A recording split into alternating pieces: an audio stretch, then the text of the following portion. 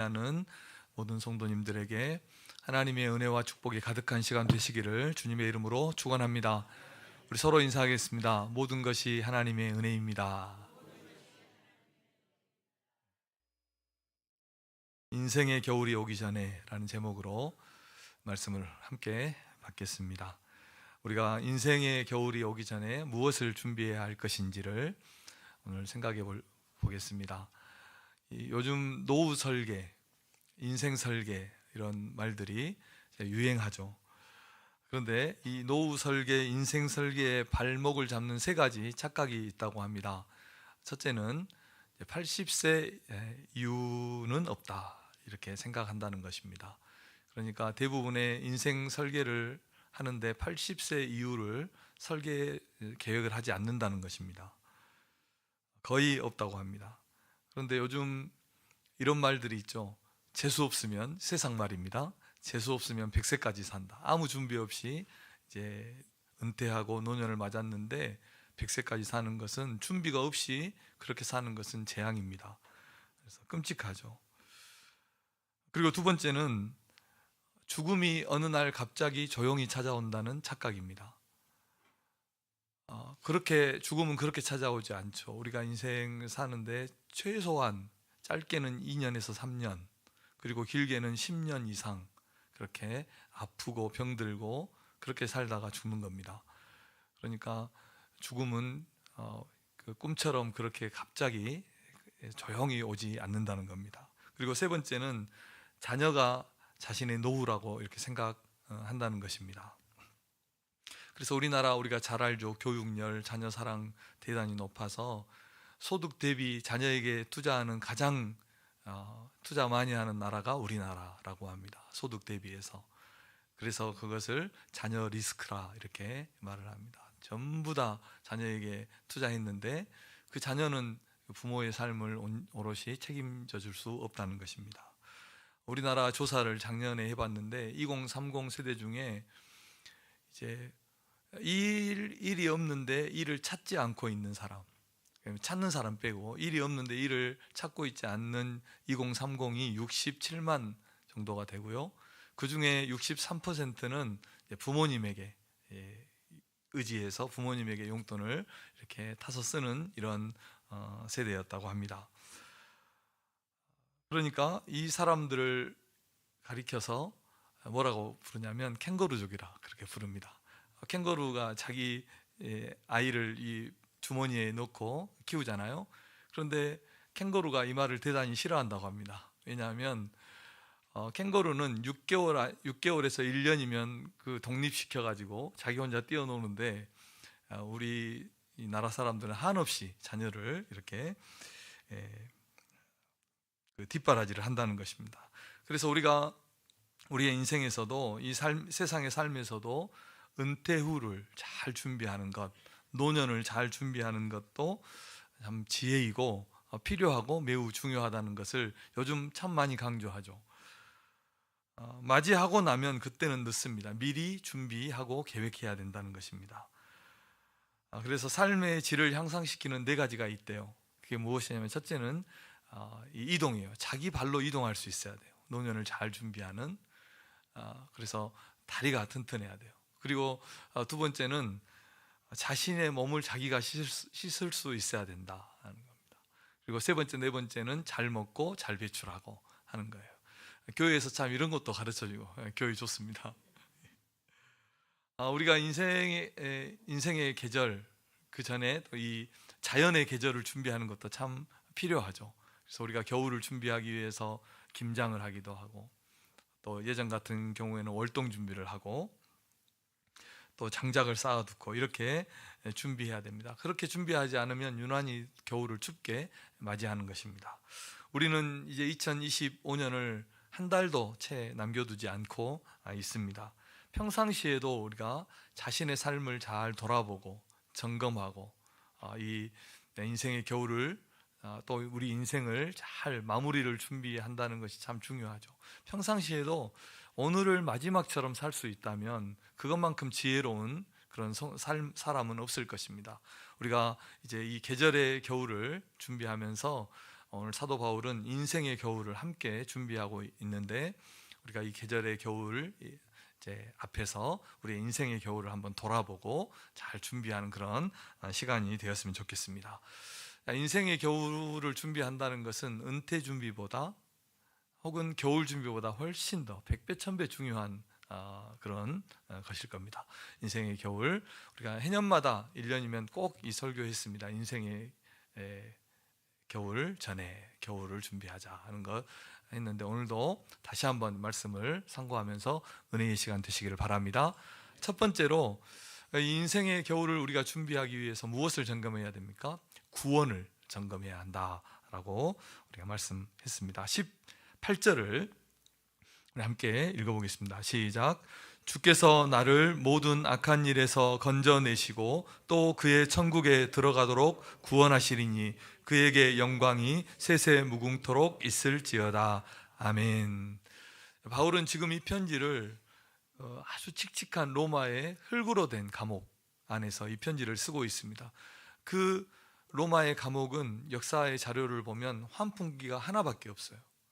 그리고 이 흙으로 된 집은 매우 칙칙합니다. 습하고 어둡고 병에 잘 들고, 이런 그런 감옥 속에서 이 편지를, 마지막 편지를 쓰고 있고, 또 오늘 편지의 내용 중에서 내가 드로아 가보의 집에 둔 겉옷을 가져와라, 이제 겨울이 되기 전에 이 편지를 쓰고 있는데, 이런 상황으로 미루어 보면 바울의 상황이 매우 열악했다는 것을 우리가 알 수 있습니다. 바울은 지금 자기가 이 세상을 떠날 시간이 아주 가까이 다가왔다는 것을 깨닫고 있고, 또 그것도 그것이지만 순교의 날이 다가오고 있는 것을 지금 깨닫고 있습니다. 이 바울의 곁에는 누가 외에는 아무도 없었어요. 누가라는 인물이 있거든요. 데마는 오늘 본문에 보면 세상을 사랑해서 데살로니가로 갔고, 그레스게는 갈라디아로, 또 디도는 달마데오로 파송하고, 두기고는 에베소로 보내고, 그러니까 이 감옥 속에서 아무것도 할 수 없고 또 아무도 곁에 없는 순교가 다가오고 인생의 겨울이 다가온 이 상황에서 이제 이 디모데후서는 바울의 마지막 편지입니다. 이 마지막 편지를 쓰고 있는 것입니다. 사람은 이 죽음 앞에 섰을 때 인생의 가장 중요한 질문을 던지게 되는 겁니다. 죽음 앞에 섰을 때 인생에 정말 소중한 것이 무엇이었는가를 생각하게 됩니다. 그리고 그렇게 살면서 내가 정말 목을 메어서 살아가던 것이 한낱 물거품에 지나지 않는다는 것을 이 죽음 앞에서 깨닫게 되는 것입니다. 제가 아는 분도 그 정말 중한 병에 들렸다는 소식을, 이제 이야기를 의사에게 듣고 나서, 말기 소식을 듣고 나서 이제 그렇게 말하더라고요. 정말 내가 소중하게 생각했던 것들, 심지어 목회자이면서도 정말 내가 소중하게 생각했던 것들이 아무것도 아니고, 그렇게 친하게 지냈던 사람들도 나에게 아무런 도움이 되지 않더라라고 말씀하는 걸 제가 직접 들었습니다. 저하고 1대1로 만나서 이야기하면서, 우리의 삶이 조금 여유가 있고 시간이 있고 아직 기회가 있다고 생각할 때는 모든 것이 가능성으로 보입니다. 그러나 우리가 죽음 앞에 서는 그런 상황이 오게 된다면 우리에게는 주님밖에 없는 줄로 믿습니다. 주님밖에 없고 영혼의 구원밖에 우리의 소망이 없다는 것을 우리는 깨닫게 됩니다.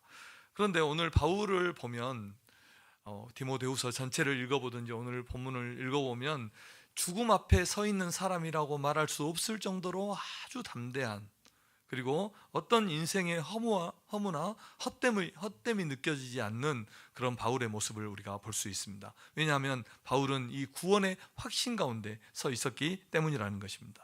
그는 오늘 밤 죽어도 내가 주님 나라 천국에 들어갈 것을 확신하고 있었습니다. 이 믿음이 완전하게 준비되어 있었고 구원의 확신이 있었다는 것입니다. 오늘 이 자리에 함께한 우리 성도님들도 오늘 저녁에 우리의 삶을 다 정리하고 세상을 떠난다 해도 주님 나라 들어가는 그 구원의 확신이 우리 성도님들에게 있으시기를 주님의 이름으로 축원합니다. 겨울이 오기 전에, 이 인생의 겨울이 오기 전에 믿음 잘 준비해서 주님 오시는 그날, 아니 우리가 우리의 삶이 마지막 다하는 그 순간에 주님 나라에 들어갈, 천국에 들어갈 넉넉한 믿음이 우리 성도님들에게 준비되어 있기를 주님의 이름으로 축원합니다. 사랑하는 성도 여러분, 우리 인생은 단 한 번뿐입니다. 단 한 번의 기회만 주어집니다. 한 번은 실험적으로 살아보고 다시 한 번 기회가 주어진다면 얼마나 좋겠습니까? 그런데 그렇지 않습니다. 우리의 삶은 연장이 불가능합니다. 반복되지 않습니다. 타임을 걸 수도 없습니다. 잠깐이라도 타임을 걸 수 있다면 좋을 텐데 타임도 없고 연습할 수도 없고 한 번 지나가면 돌아올 줄 모릅니다. 어느 누구도 그것을 되돌릴 수가 없고 더 늘릴 수도 없고 지나간 것을 만회할 수도 없는 것이 우리의 삶이고 우리의 시간인 것입니다. 이번에 제가 안과를 갔는데 좀 눈이 피로하고 해서 안과를 갔는데 거기에 그 유리에 그렇게 써져 있더라고요. 시간은 되돌릴 수 없지만 시력은 되돌릴 수 있습니다. 뭐 이렇게 써져 있더라고요. 시간은 다시는 되돌릴 수 없는 것입니다. 저는 정말 무책임한 종교가 있다면 어떤 종교일까? 정말 무책임한 그 성경의 교리가 있다면 무엇일까?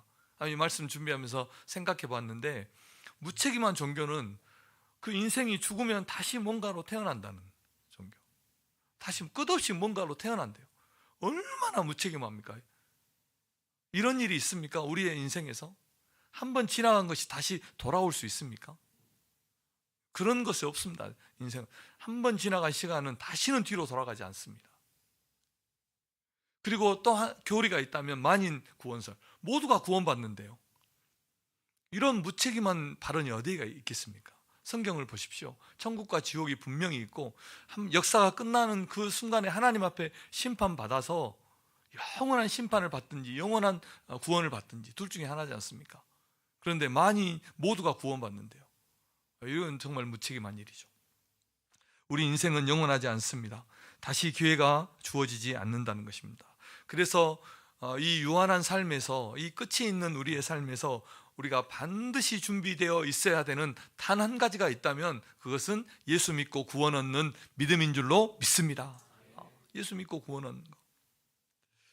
고린도후서 6장 2절을 함께 읽어보겠습니다. 시작.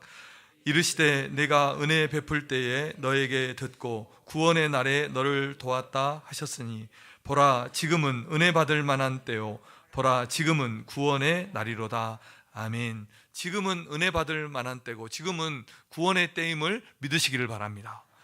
인생의 겨울이 오기 전에 반드시 준비되어 있어야 하는 것, 구원 얻는 믿음이라는 것입니다. 이 믿음은 항상 준비되어 있어야 됩니다. 제가 얼마 전에 제가 인생에서 깨달은 거 한 가지 말씀드렸죠. 그게 뭡니까? 온다는 것은 반드시 오더라고요. 온다는 것은 반드시 와요. 장로님 오늘 기도하셨던 것처럼 어제 송구영신 예배 드린 것 같은데 이제 송구영신 예배 드리는 달이 다시 온 거예요. 1월 시작하고 눈 깜짝하면 12월이 오는 겁니다. 그렇지 않습니까? 우리 인생은 어떻습니까? 우리 인생은 그렇지 않겠습니까? 눈 한번 깜짝했는데 70세가 오고 눈 한번 깜짝했는데 죽을 날이 오는 겁니다. 우리는 주님이 다시 오실 그날도, 우리가 주님 앞에 갈 그날도 모르는 겁니다. 주님 도둑같이 오시고 갑자기 오신다 했습니다. 그 날을 준비한 자만이 주님 오실 그날에 기쁨으로 주님을 영접하고 천국에 들어가게 되는 것입니다. 우리 성도님들이 믿음 생활에 깨어서 신앙생활 하시는 성도님들 되시기를 바랍니다. 두 번째로는 사명이 점검되어야 합니다. 오늘 말씀을 보면 사도 바울은 온통 사도 바울의 관심이 하나님이 내게 맡겨주신 사명에 있다는 것을 우리가 알 수 있습니다. 그래서 정말 우리 성도님들이 개인적으로 이 인생의 겨울이 오기 전에 또 이 겨울의 문턱에서 꼭 점검할 것, 이 12월을 우리가 맞이하면서 꼭 점검할 것, 개인적인 점검 두 가지가 무엇이냐면 하나님 앞에선 구원 항상 점검되어 있어야 되고, 그리고 하나님이 내게 맡겨주신 사명 잘 감당했느냐, 이 사명을 꼭 점검하는 우리 성도님들 되시기를 바랍니다.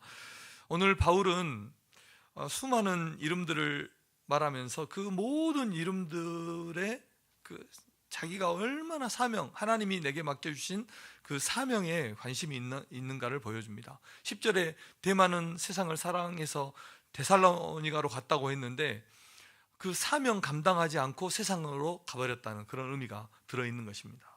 그리고 11절에서 마가를 데려오라 했는데 어떻게 말하면 그가 나의 일에 유익하다 하기 때문이다. 그러니까 하나님의 사명에 유익한 자라고 말씀을 하고 있는 거죠.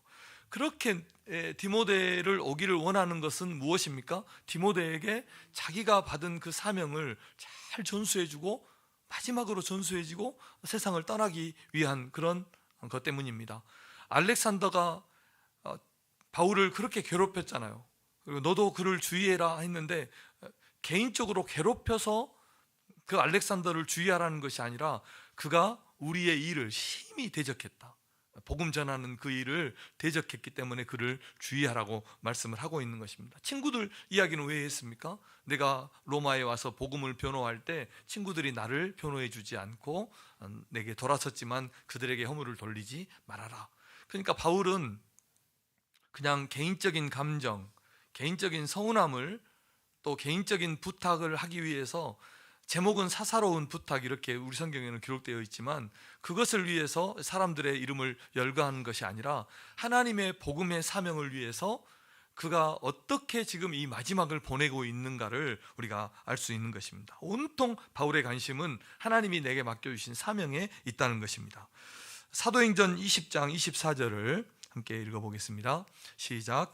내가 달려갈 길과 주 예수께 받은 사명 곧 하나님의 은혜의 복음을 증언하는 일을 마치려 하면은 나의 생명조차 조금도 귀한 것으로 여기지 아니하노라.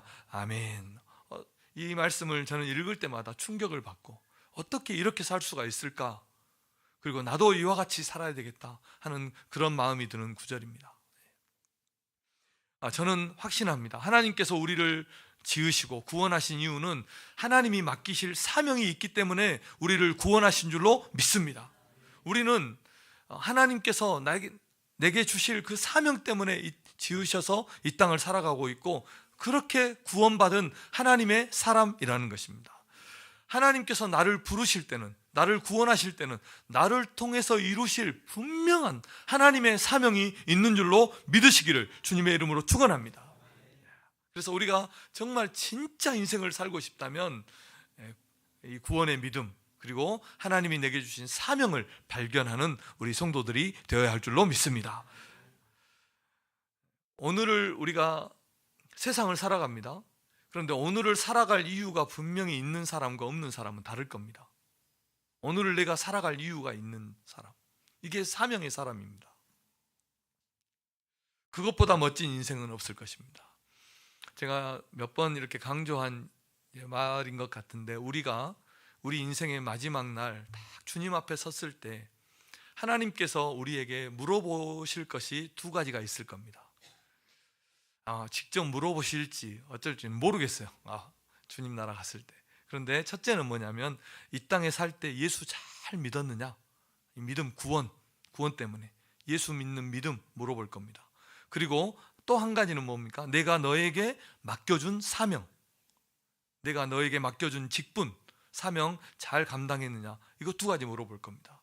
그리고 주님 모든 인류가 마지막 날에 하나님의 심판대 앞에 서게 될 것 아닙니까? 전 인류가요. 구원 받든지 못 받든지 그 모든 인류가 하나님의 심판 앞에 섰을 때 가장 우리 믿는 자에게 가장 큰 이슈, 모든 사람에게 가장 큰 이슈는 이 사명 감당일 겁니다.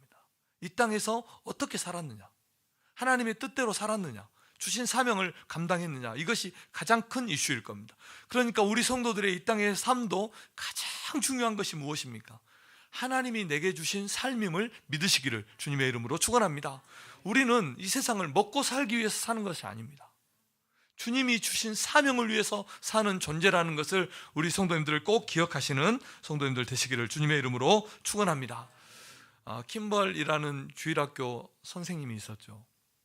이 선생님이 교회에 자꾸 나오지 않고 이제 환경이 어려워서 구두방에서 일하는 그 학생을 계속 찾아가서 성경을 가르치고 복음을 전하고 끝없이 케어했던 그 학생이 있는데 그 학생이 나중에 미국의 대부흥을 이룬 D.L. 무디가 되었다고 합니다. 우리의 사명이 하나님이 내게 주신 사명을 우리가 깨닫지 못하든지 혹은 깨달아서 작은 것이라 하더라도 한 아이를 양육하는 그런 부모의 사명이라 하더라도 그리고 한 아이를 가르치는 교사의 사명이든지 교회 안에서 어떤 사명을 맡았든지 우리에게 맡겨주신 사명이 하나님이 내게 맡겨주신 사명임을 알고 그 사명에 충성하는 성도님들 되시기를 바랍니다. 성도님들이 자기의 자리만 잘 지켜도 하나님이 나를 세워주신 그 자리만 잘 지켜도 하나님의 교회는 부흥할 줄로 믿습니다. 그 자리 신실하게 지키는 우리 성도님들 되시기를 주님의 이름으로 축원합니다.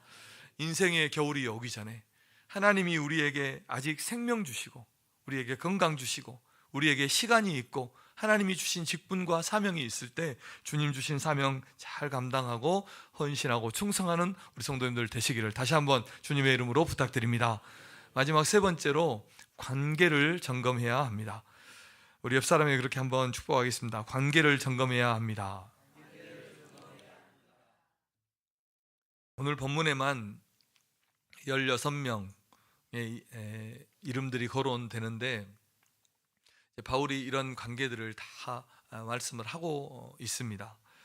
바울을 떠난 자도 있고 박해한 자도 있고 또 바울의 친구들도 있고 한때 바울의 그 선교의 동역에서 떠났던 마가도 있고 그리고 이 복음을 부탁할 디모데의 이름도 나오고 유일하게 바울 곁에 끝까지 남아 있었던 의사 누가도 있고 여러 사람들의 이름들이 참 거론되고 있는데 굳이 정해보자면 이렇게 나눌 수 있겠죠. 주의해야 될 사람, 심히 박해하고 주의해야 될 사람이 있었고 또 그냥 용서가 필요했던 친구들과 같은 이런 사람들, 그냥 평범하게 불렀던 이런 사람들, 그리고 마지막 부류는 바울의 마지막 그 사명을 부탁하고 또 보고 싶어서 빨리 오라 하고 또 강하게 명령할 수 있었던 이런 사람들도 있었다는 것입니다.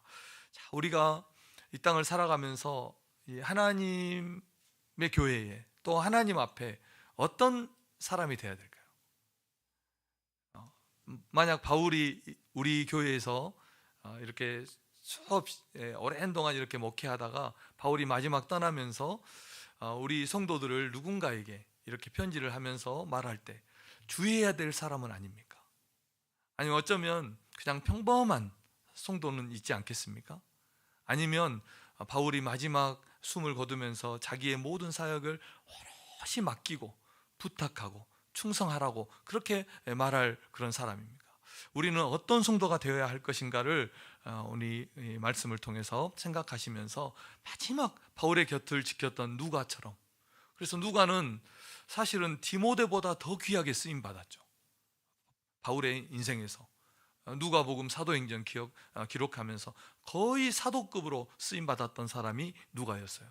이 마지막 바울의 죽음을 끝까지 지켰던 그런 누가와 같은, 또 자기의 모든 사역을 다 오롯이 부탁한 디모데와 같은 그런 신실한 하나님의 사람들이 되시기를 주님의 이름으로 축원합니다.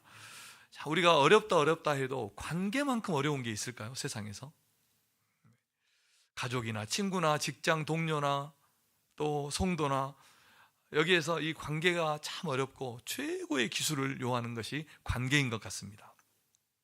그런데 우리가 바울에게 배울 수 있는 것은 자기의 힘으로 어떻게 할 수 없는 사람들은 하나님께 맡기고, 그리고 자기가 용서해야 될 사람들은 용서하라 이렇게 말하고, 그리고 하나님의 사명을 부탁할 자들에게는 강하게 하나님의 사명을 감당하도록 충성과 헌신하도록 부탁하는 그런 바울의 모습을 볼 수 있고, 이런 이름들을 부르면서 바울의 마음에 상처가 조금도 없다는 것, 사람에 대한 얼마나 그의 마음이 하나님의 은혜와 하나님의 사랑에 젖어 있었으면 상처가 조금도 없어요. 상처가 없어요.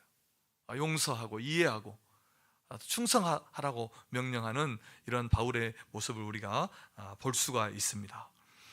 우리 성도님들도 우리의 마음을 하나님의 은혜로 평안으로 가득 채워서 모든 관계에서 상처가 없고 하나님의 은혜가 흘러가는 그런 우리 성도님들 되시기를 주님의 이름으로 축복합니다. 제가 한 번은 여행 가서 작년에도 똑같은 고백을 한번 한 적이 있었죠.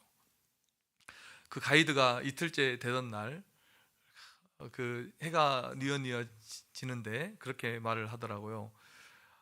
정말 사람을 대하는 것처럼 어려운 일이 없는 것 같아요. 이렇게 말을 하더라고요. 그도 그럴 것이, 가이드들은 계속 다른 사람들, 그것도 여행 오니까 어때요? 여행 오면 막 먹고 마시고 취하고 함부로 하고 그렇게 하잖아요. 그러니까 이 여행객들을 대하는 거 정말 어렵다고 하더라고요. 추한 꼴도 많이 보고, 사람이 술 마시면 꼭 실수를 하니까, 여행 가면 술을 많이 마시니까. 그래서 정말 힘든데 그래도 괜찮대요. 왜 괜찮냐? 3일이면 가니까 괜찮대요. 그런데 우리 교회 다니는 사람들은 어때요? 평생 얼굴 보는 거예요. 평생 얼굴 보는 거예요. 그러니까 진짜 사랑하지 않고 이해하지 않고 품어주지 않고 용서하지 않으면, 이거 진짜 신앙생활에 어떤 분들은 곤욕이에요. 예. 우리 성도님 그런 분이 없는 줄로 믿습니다. 예. 아멘도 안 하시는, 고개만 끄덕이시.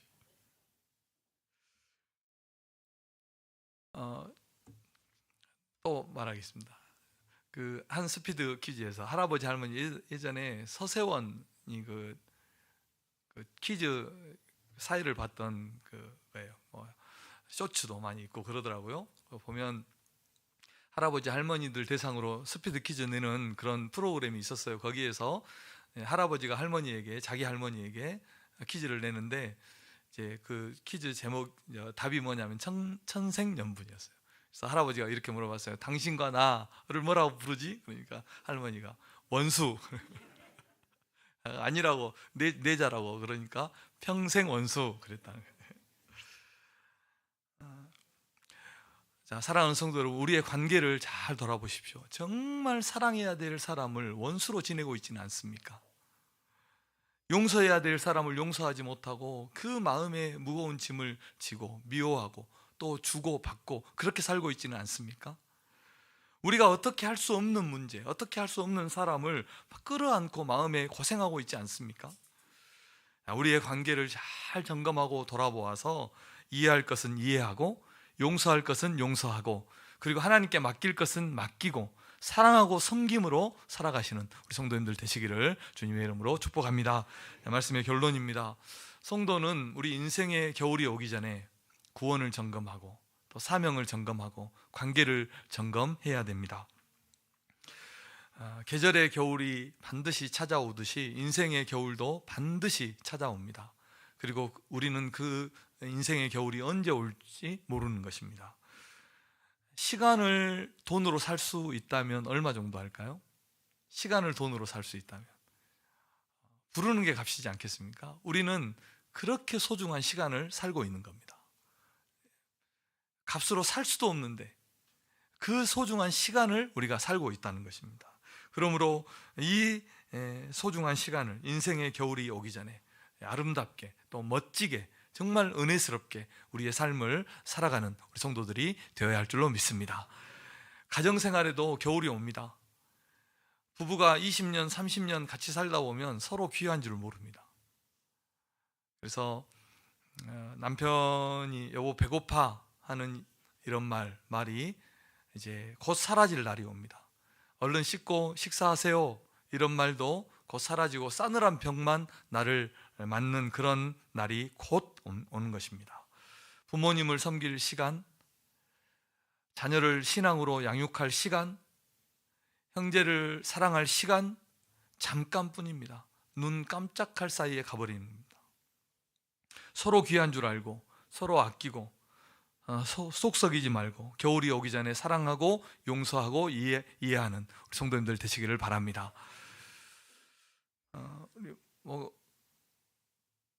이제 조금 더 우리보다 사이즈가 큰 교회는 어때요? 목회자들은 하루에도 아침에 하루에도 여러 예배들을 드리죠. 우리 교회에서도 그런 적이 있지만 돌 예배를 드리고 장례 예배를 드리고 병원 신방을 하고 축하 개업 신방을 하기도 하고 이런 것을 하루에도 드리는 적이 많아요. 그런데 우리가 보십시오. 우리 인생은 이렇게 곧 눈 깜짝할 사이에 지나가는 것입니다. 그래서 서로 사랑하고 또 아끼고 용서하고 그렇게 살아가야 되는 것입니다. 우리가 아직 젊습니까? 청춘도 인생도 금방 지나가는 것입니다. 부모님도 떠나고 친구도 떠납니다. 우리에게 아직 기회가 있을 때 사랑해야 됩니다. 기회가 있을 때 뜨겁게 서로를 사랑하는 우리 성도님들 되시기를 바랍니다. 옆 사람이 그렇게 한번 축복하겠습니다. 뜨겁게 사랑합니다. 네. 성경에 뜨겁게 사랑하라 그렇게 했어요. 그러니까 뜨겁게 사랑해야 됩니다.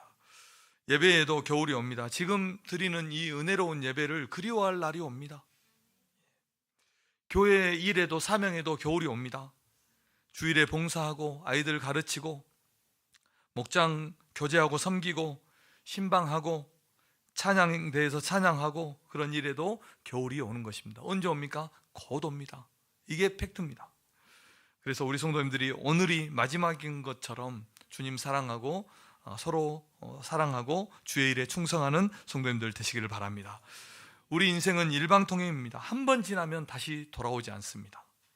그러니까 후회 없는 삶을 매일매일 우리는 살아가야 됩니다. 인생 설계에서 맨 처음에 80세 이후는 없다는 이런 착각을 우리가 하고 산다고 하지 않았습니까? 그래서 우리 인생을 설계할 때 80세 이후도, 은퇴 이후도 잘 계획하고 준비해야 지혜롭게 살 수 있습니다. 그런데 그것보다 100배, 1000배 더 중요한 것은 무엇입니까? 영원을 준비하는 겁니다. 영원한 삶을 준비하는 겁니다. 이 땅에서 유일하게 준비할 수 있는 그 시간이 주어진 시간 동안에 영원한 삶을 우리가 준비하는 것보다 더 지혜로운 삶은 없을 줄로 믿습니다. 자, 이 겨울의 문턱에서 구원의 확신을 붙잡고 그리고 하나님이 주신 사명을 새롭게 하는 그런 12월 한 달이 되기를 바랍니다. 이 한 달 동안 기도하세요. 주님 주신 사명 내가 어떻게 감당할 것인가? 우리 사명 어디 하늘 가서 따오나요? 그렇지 않습니다. 하나님의 교회를 통해서 우리의 직분을 통해서 하나님이 우리에게 사명을 주시는 겁니다. 그러니까 주님 내게 주신 이 생명, 나를 구원하신 그 하나님의 구원을 내가 어떻게 갚아야 되겠습니까? 주님 내게 주신 사명은 무엇입니까? 그 사명 내가 반드시 이루겠습니다. 이런 결단하면서 12월 한 달을 보내고 2026년을 맞는 우리 성도님들 되시기를 바랍니다. 그래서 눈 뜰 때 이 하루의 삶이 기대가 돼야 돼요. 하나님이 내게 이루실 내 사명, 내가 감당해야 될 그 사명 때문에 내가 살고 있고 하나님이 내게 생명 주셨다는 것을 우리가 생각하면서 그렇게 주님의 교회를 섬기고 그렇게 주님의 교회에 와서 예배하는 우리 성도님들 되시기를 바랍니다. 그래서 예배가 어떻게 해요?